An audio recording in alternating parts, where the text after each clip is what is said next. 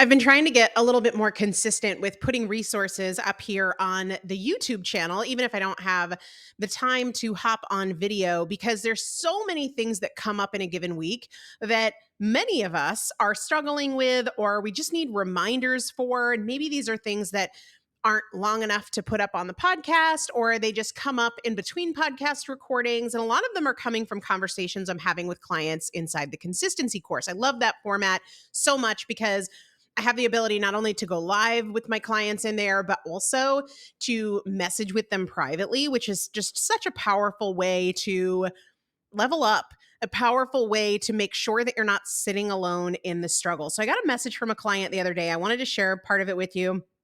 She said, do you have any resources that help with meal prep? Not recipes, just how to get more consistent. I'm also struggling with working out because the only time that works in my current season of life is the exact time I really don't want to, at 8 p.m. after my kiddo goes to bed. I want to start with the second part of this question because what I said to her about working out was perfect. Perfect. The only time that it works for you to work out is the very time you don't want to do it. That's perfect. And here's why it's perfect. If you want to improve your health, and this particular client, that's her goal. She wants to lose weight, get healthier, have more energy. You're going to have to become the kind of person who does it, whether it's when you want to do it or it's not. You have to develop the skill of doing things, whether it's the time you want to do it, whether it's the day you want to do it, or it's not. And so this is presenting the very opportunity she needs for her to become that kind of person. See, if we can arrange our schedules so that we can work out when we want to work out or work out when it's convenient, that's great. But ultimately, for long-term success, you're going to need to develop the personality trait and the discipline to go along with it to do the thing that you don't want to do.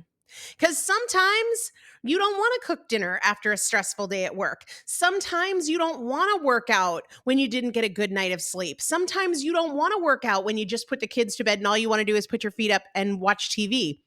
Great. You need to develop the discipline to do it anyway. And so that opportunity exists in this situation, and it's the very thing she needs. Now, I don't want to close this out without addressing the first part. Do you have any resources for meal prep? Inside the consistency course, one of the things that I do is I take people through a process of defining the ideal and then breaking down a progression of as many steps as they can imagine between where they are now and that ideal. So meal prep is going to look different for everybody, and it's based on the ideal. I'll give you an example of my ideal. I want to cook dinner for my family 6 nights a week. That means one night a week, we're either doing leftovers or sandwiches, or we're going out to eat, or we're eating at my in-laws' house or my mother's house.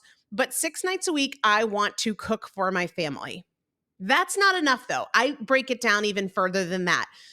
I want to cook for my family with super high quality ingredients, and I want to cook a meal that takes less than 30 minutes from my first step into the kitchen to when we are putting the kids in their high chairs and going to eat. Now, again, everybody's ideal is going to look different, and even my ideal will change.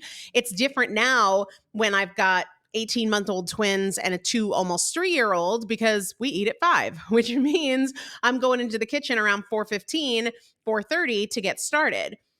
That will look different in 5 years and certainly in 10 years. And realistically, it'll probably look different in 1 year.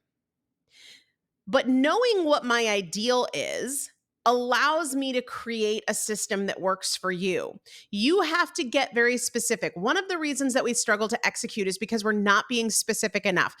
In my family, we get a monthly delivery from a local farm of all of our meat.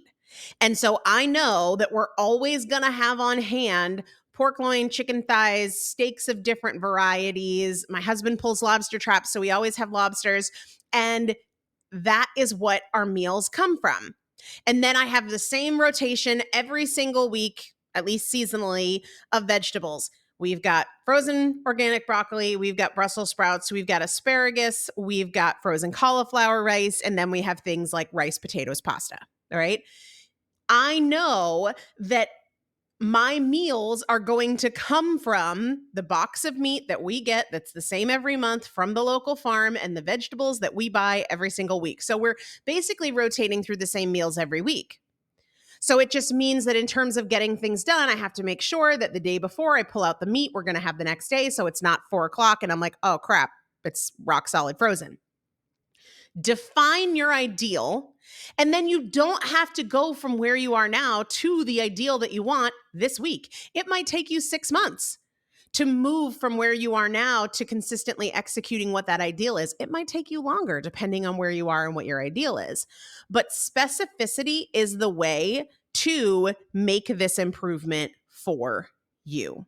If there are things that you want to hear about, things that you want coaching on, questions that you have, struggles that you're wrestling with, things that you can't seem to tackle or overcome, let me know.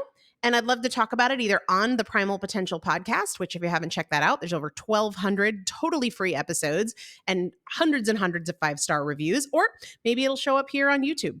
Have a great day.